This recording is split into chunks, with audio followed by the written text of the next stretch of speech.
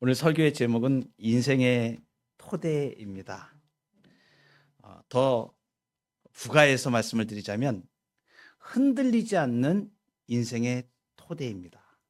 오늘 주님이 주시는 말씀은 우리 인생에서 이 인생이 흔들리지 않고 어떤 기초 위에 서 갈 수 있는가, 어떻게 기초를 가져야, 어떤 토대 위에 인생을 두어야 흔들리지 않는 인생이 되는가. 그래서 인생의 토대입니다. 첫 번째는 하나님의 말씀을 인생의 내비로 삼으셔야 합니다.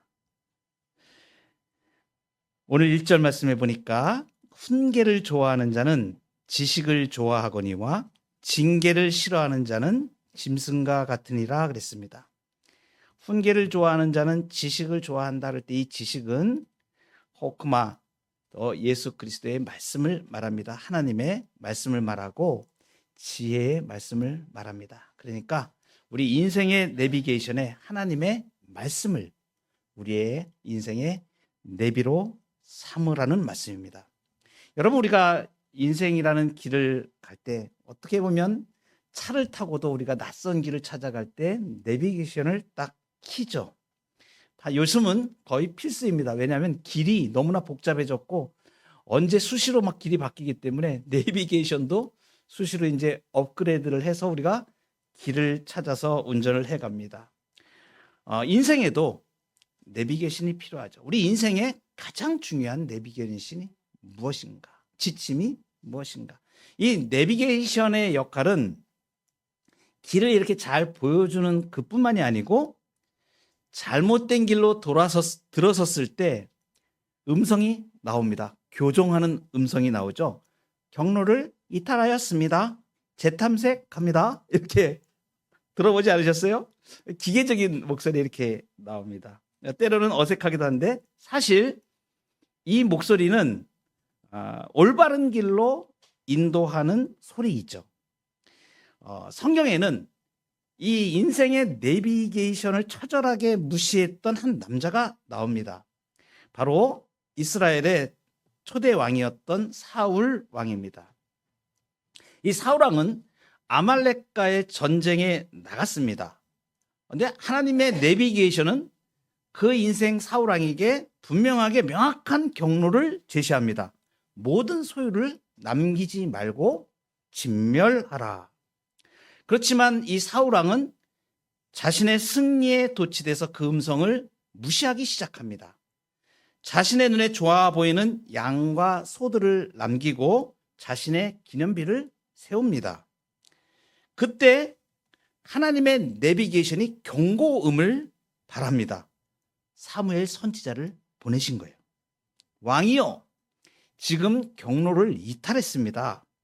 왜 하나님의 목소리를 청종하지 않습니까?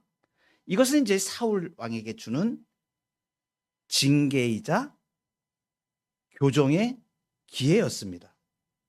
그렇지만 사울 왕의 반응은 어떠했습니까? 오늘 1절에 말하는 징계를 싫어하는 짐승과 같은 태도를 보입니다. 나는 순종했습니다. 다만 백성들이 하나님께 제사하려고 좋은 것을 남긴 것뿐입니다. 사울은 하나님의 경고음이 들리는데 자신의 고집의 핸들을 꺾지 않았습니다. 오히려 내비게이션이 목소리가 싫다고 내비게이션을 딱 꺼버린 거예요. 결국 그 사울 왕은 어떻게 됩니까? 하나님이 지시하신 경로에서 완전히 이탈하게 됩니다. 나중에 어느 정도로 이 부패한 짐승의 본성을 가지고 행하냐면 엔돌의 신접한 여인을 찾아가, 지금 말하면 무당을 말합니다. 영적으로 완전히 막다른 골목까지 갔다는 걸 말해줘요. 결국은 그의 인생 끝이 어떻게 됩니까? 길보아 산이라는 비참한 낭떠러지에서 생을 마감하게 됩니다. 여러분, 오늘 1절에서 말씀하시는 훈계를 좋아한다는 것은 뭐냐면 내 자아가 깨지는 그 아픔을 감수하고라도 하나님의 말씀을 기뻐한다는 것을 말하는 거예요. 근데 반대로 이제 이 징계를 싫어하는 자를 짐승과 같다고 이렇게 표현하는데, 여기서 이 짐승과 같다 이렇게 표현하는 데 이유가 있습니다. 이것은 뭐냐면 이 짐승은 길들여지기를 거부하고 오직 그 본능과 정욕으로만 따라갑니다. 그래서 짐승이에요. 그래서 이 하나님의 말씀, 교정의 말씀을 거부하는 이 인간을 표현해서 이 영적인 이성을 상실하고 본능과 정욕으로 이끌려가기 때문에 짐승과 같다고 이렇게 표현한 거예요. 징계를 싫어하는 자는 짐승과 같다 이렇게 표현하는 것이죠. 마치 사울왕은 그 겉모습은 자색 옷을 입고 왕 같은 이러한 거창한 모습이었지만 하나님의 교정의 말씀을 거부할 때 그 속사람은 본능에 사로잡힌 짐승과 다를 바 없다는 표현으로 지금 우리에게 말씀해 주십니다. 그래서 하나님의 말씀을 인생의 내비로 삼아야 된다는 결론적인 말씀이 8절에 우리에게 주어지죠. 사람은 그 지혜대로 칭찬을 받으려니와 마음이 굽은 자는 멸시를 받으리라. 하나님의 내비게이션이 그 길은 죄의 길입니다. 그 길은 탐욕의 길입니다.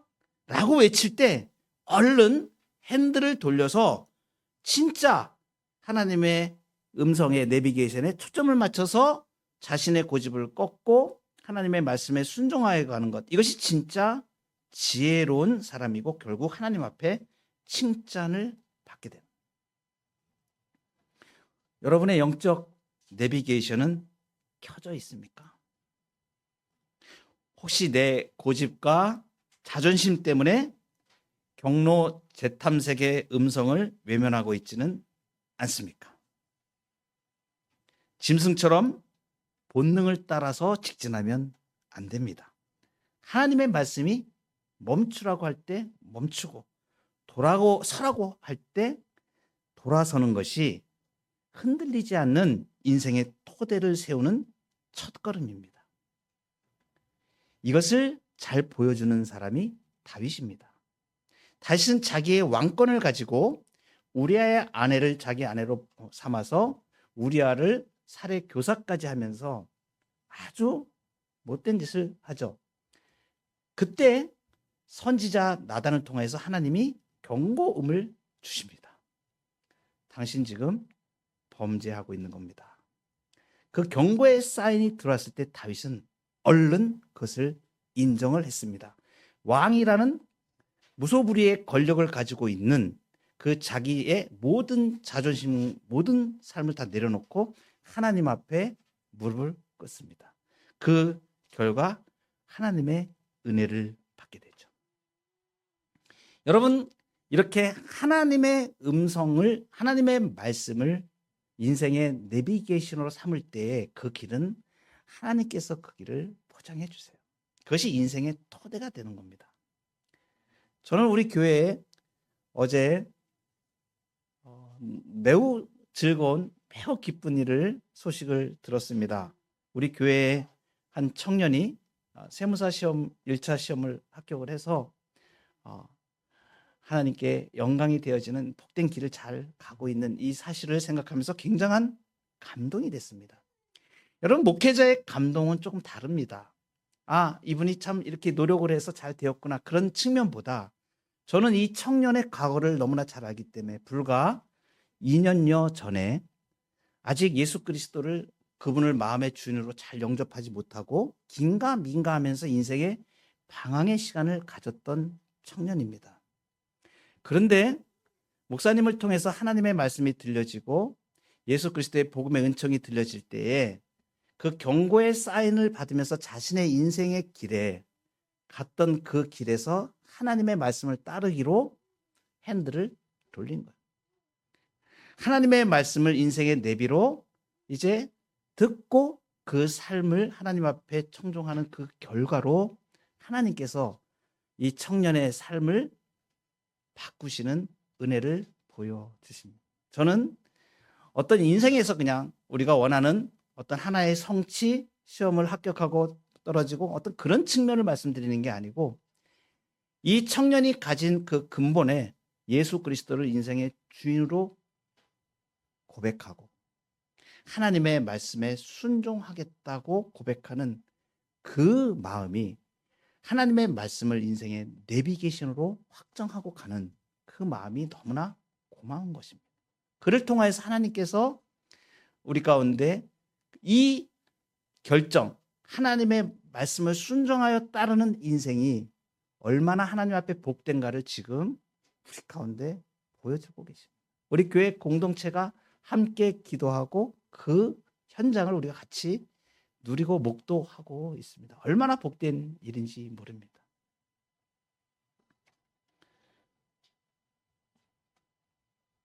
제가 오늘 아침에 우리 청년하고 같이 이야기를 하면서 이제 2차 시험을 준비해야 되니까 시간도 많이 힘들고 또 얼마 남지 않은 그 시간 빡세게 공부해야 되는데 주일날 이제 보강도 잡힐 것이고 어떻게 해야 되나 얘기를 나누는 중에 하나님 앞에 예배를 우선으로 하겠습니다 라는 그 마음의 태도를 제가 들으면서 하나님이 정말 엄청나게 은혜를 주시는구나.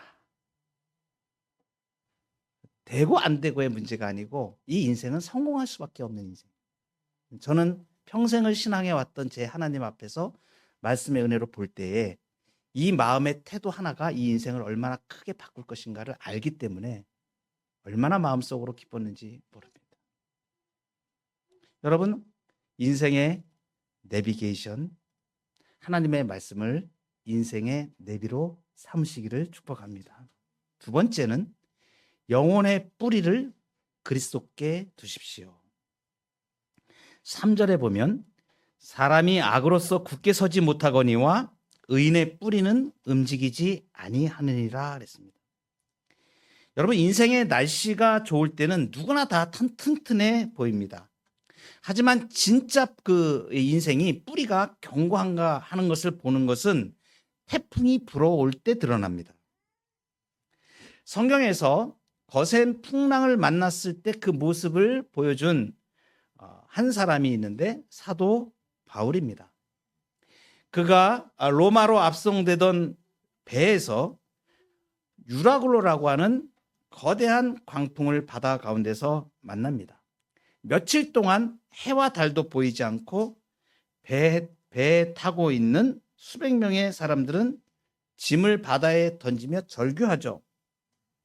성경의 표현을 보면 그 구원의 여망마저 없더라라고 당시의 상황을 위태하게 표현해 주고 있습니다. 그야말로 금방 죽을 것 같은 그 아비규환의 배에 탄 그 현장에서 사람들은 뿌리가 뽑힌 나무처럼 휩쓸리고 있었죠. 선원들은 자기의 기술을 의지했지만 아무것도 소용이 없었습니다. 군인들은 자신들의 권력과 칼을 의지했지만 죽음의 공포를 피해갈 수는 없었습니다.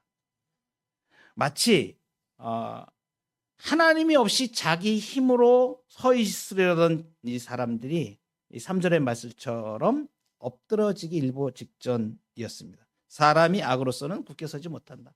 하나님 없이 서려고 하는 것이 얼마나 무익한 일인가를 우리에게 말씀해 주시는 거죠. 그 폭풍 가운데 미쳐서 날뛰는 파도 가운데 뿌리가 딱 보여지는 사람 한 사람이 있는 거예요. 사도 바울입니다. 그는 공포에 질린 사람들에게 이렇게 얘기하죠. 여러분이요, 안심하라. 나는 내게 말씀하신 그대로 되리라고 하나님을 믿노라. 사도행전 27장에 있는 말씀인데 당시에 배에 타고 있던 전체 인원은 276명이라는 사실까지도 우리에게 역사적으로 밝혀주죠. 이렇게 담대하게 외칠 수 있는 이 한 사람은 지금 그 인생의 뿌리가 어디에 있는 사람이기 때문에 이럴 수 있는 것인가? 지금 바울은 그 영혼이 자신의 살아온 경험이나 기술이나 배 가판에 있는 것이 아니고 어디에 철저하게 뿌리박고 있는가? 하나님의 약속이라는 그 반석에 뿌리를 박고 있었던 거죠. 그 전날에 주님께서 바울에게 말씀하셨죠. 네가 가이사 앞에 서야 되겠고 하나님께서 너와 함께 항해하는 자를 다 내게 주셨다. 하나님의 약속의 말씀을 그 전날 밤에 하나님의 사자를 통하여서 들었습니다. 그 반석을 붙잡는 것입니다. 구약에서 반석이라고 할 때 이 반석은 변치 않는 하나님의 성품과 그분의 구원의 능력을 상징합니다. 마치 이런 것이에요. 광야에서 폭풍을 만났는데 아무데 피할 데가 없습니다. 막 태풍에 막 사람이 날려갈 것 같고 금방 이제 죽을 것 같은 그런 고비입니다. 그때 큰 바위가 있습니다. 바위 곁에 탁 가면 그 거센 폭풍이 다 피해가, 그 바위가 다 막아주는 것이죠. 그래서 시편에서는 여호와는 나의 반석이시라는 표현을 그렇게 많이 고백하고 있습니다. 다윗의 시에서는 특별히 그게 많이 나오는데 광야에서 목동 생활을 하다가 또는 험난한 산속에서 태풍이 오고 폭풍우가 올 때에 바로 그 반석에 피해 있었던 그 다윗의 고백이 누가 반석이신가? 여호와가 나의 반석이시다. 절대로 흔들리지 않는 안전한 피난처. 사도 바울은 이 구약 시대에 이스라엘 백성들이 의지했던 그 반석이 바로 예수 그리스도를 예표하였다는 것을 우리에게 말씀해 주십니다. 그래서 고린도전서 10장 4절에 다 같이 신령한 음료를 마셨으니 이는 그들을 따르는 신령한 반석으로부터 마셨음에 그 반석은 곧 그리스도시라. 여러분, 우리 의인의 뿌리는 움직이지 않는다고 오늘 우리에게 말씀해 주십니다. 사도 바울은 고린도전서 10장에서 이 반석이 그리스도라고 했는데 골로새서에 보면 이렇게 말씀하십니다. 그러므로 너희가 그리스도 예수를 주로 받았으니 그 안에서 행하되 그 안에 뿌리를 박으며 세움을 받아 교훈을 받은 대로 믿음에 굳게 서서 감사함을 넘치게 하라. 그리스도 예수를 주로 받았는데 그 안에 뿌리를 박으라라고 말씀합니다. 그 안에 뿌리를 박아야. 그러니까 우리가 뿌리를 박아야 할 것은 이 세상에 있던 것들 또는 내가 나의 어떤 부패한 본성의 의지가 아니고 바로 예수 그리스도인 걸 우리에게 말씀해 주시는 것입니다.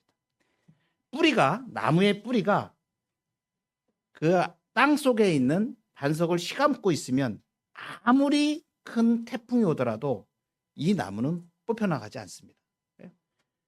어떤 힘입니까? 반석의 힘이에요. 반석의 힘에 의해서 인생이 흔들리지 않는. 그래서 우리의 영혼의 기초를, 뿌리를 예수 그리스도에게 두는 자가 인생의 토대를 가장 훌륭하게 가지는 자입니다. 그 그리스도께 뿌리를 박는다는 것은 내 인생의 모든 기준을 어디에 의지한다는 거예요? 예수님에게 의지한다는 걸 말하는 거예요. 예수님께 우리 인생의 모든 기준을 맞추는 저와 여러분 되기를 축복합니다.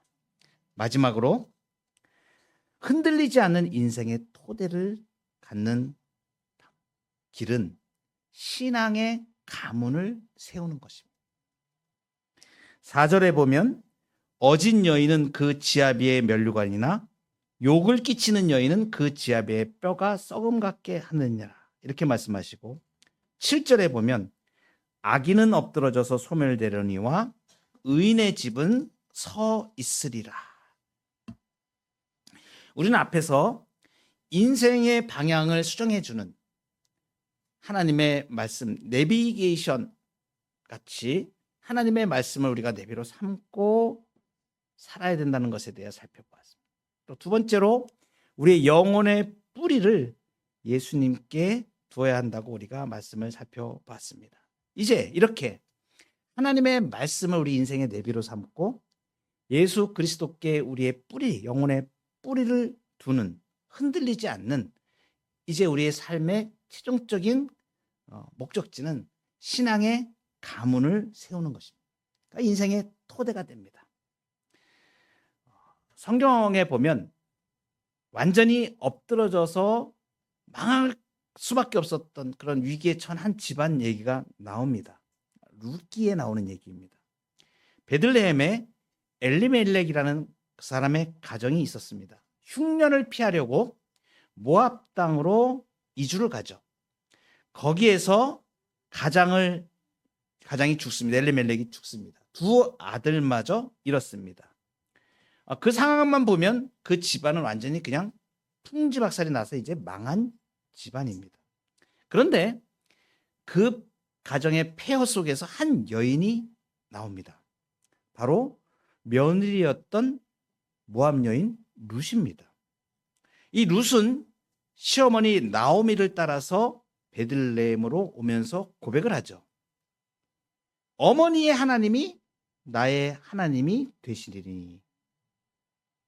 이 룻의 고백은 무엇을 말해주냐면 자신의 인생 뿌리를 이방 모압 신이 아닌 여호와께, 반석이신 여호와께 그 뿌리를 두겠다는 고백이었습니다.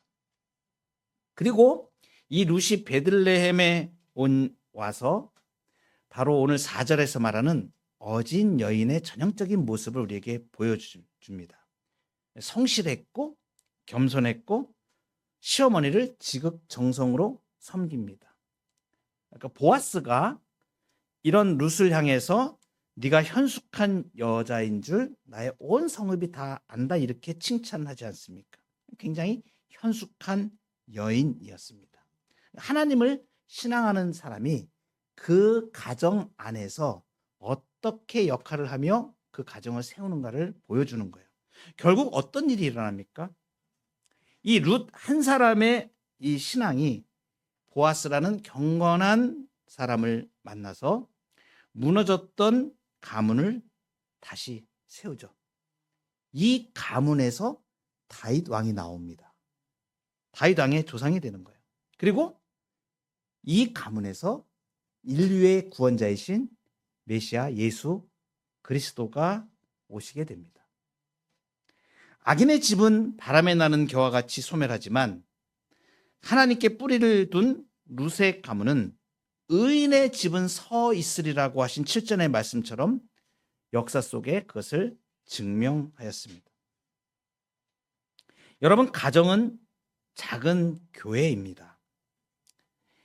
이 작은 가정에 흔들리지 않는 토대는 바로 이 가정의 구성원들이 그리스도께 뿌리를 내리고 있을 때, 그때 7절의 약속의 말씀이 이루어집니다. 의인의 집은 서 있으리라.